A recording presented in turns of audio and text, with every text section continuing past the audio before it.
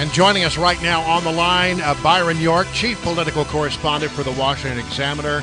Good day to have you here, Byron. We got a lot of stuff to chew up here this morning. Good morning, guys. Let's start off with the big news. We were just talking about it a moment ago about the decision late last night or early evening last night that Hillary's now going to turn over her private email server, and they've turned over the emails that her lawyer had on a thumb drive after she said she was never going to do those things. What happened? You know, I'm a little confused about this. Well, first of all, what happened was the Inspector General for the intelligence community found and told Congress that at least a couple of emails on Hillary's server were top secret.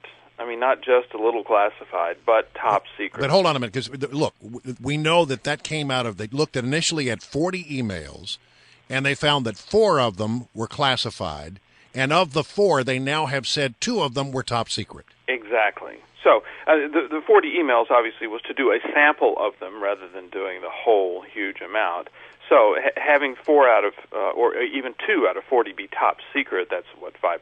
That's a serious concern. So then later on, the spokesman for the Clinton campaign says that she's going to turn over the server. Now I'm a little confused about this.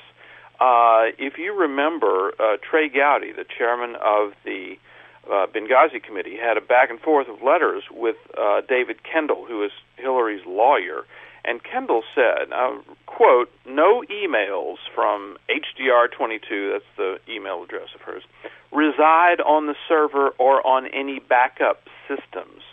So what Kendall was telling Gowdy is that, Trey, I know you want this server, but let me just save you a little time. There's nothing there. And if you ask for any backups, there's nothing there either.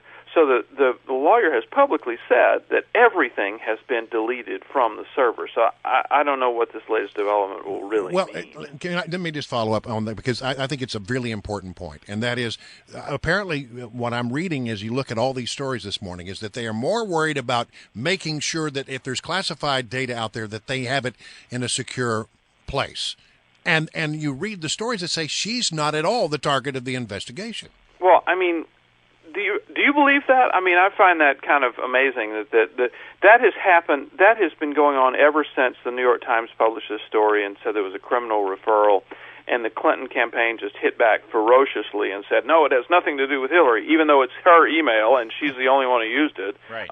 She and her top aides were the only ones who used it.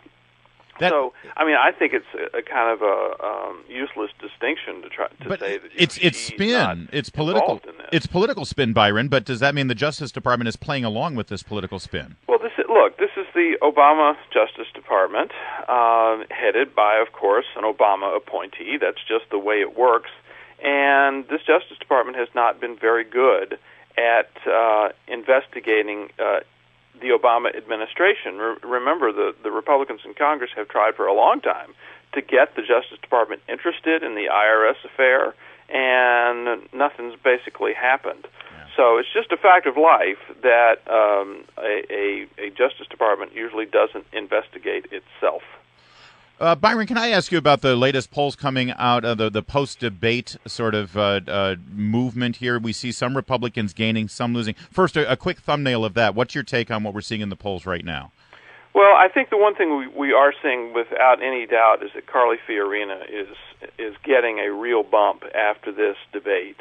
Everybody said she did really, really well in the first debate last week in Cleveland, and I think the polls are bearing that out. Now, what's happening with Trump, I'm not sure. I think there are some polls that indicate he slipped some, but all the polls indicate that he's still ahead. As far as the Trump stuff is concerned, I think it takes a little while to sink in, but we again could have a situation where there was a big blow-up, Trump said something, and people predicted that that's it for him. He's going to fall in the polls, and he didn't. That's what happened after the Mexico comments. It's what happened after the McCain comments, and it could be essentially what happens after the whole Megyn Kelly stuff. Yeah, pundits need to just stop predicting what's going to happen with Trump. They need to get out of the Donald Trump prediction business. But hold on, the Rasmussen poll, which is a national poll, had him like a couple of weeks ago at 26.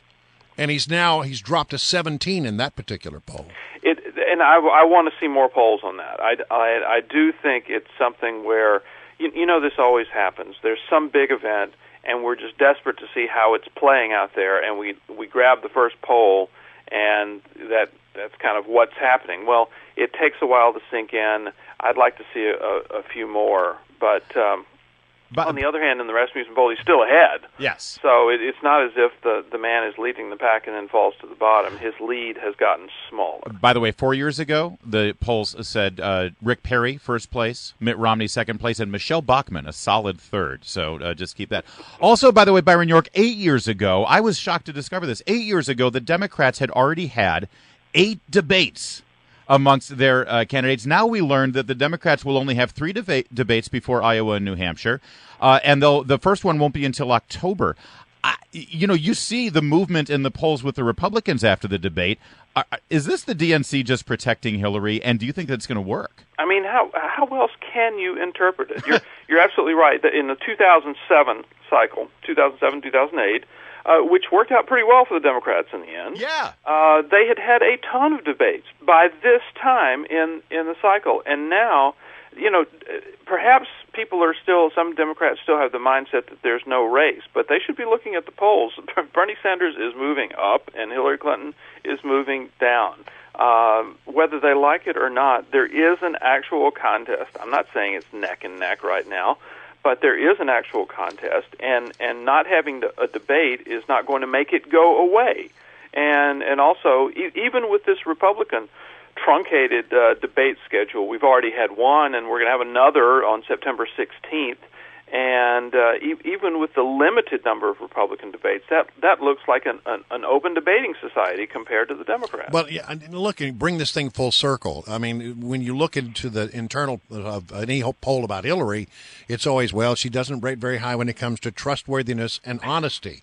Doesn't this email story that is going to get some coverage, doesn't it feed into that? And is that why Bernie Sanders is doing so well? Big time. It absolutely does feed into it big time. And it is part of Sanders' appeal, although I also think you have to remember there's a certain, the Democrats really have moved left over the years. The party has just kind of moved left.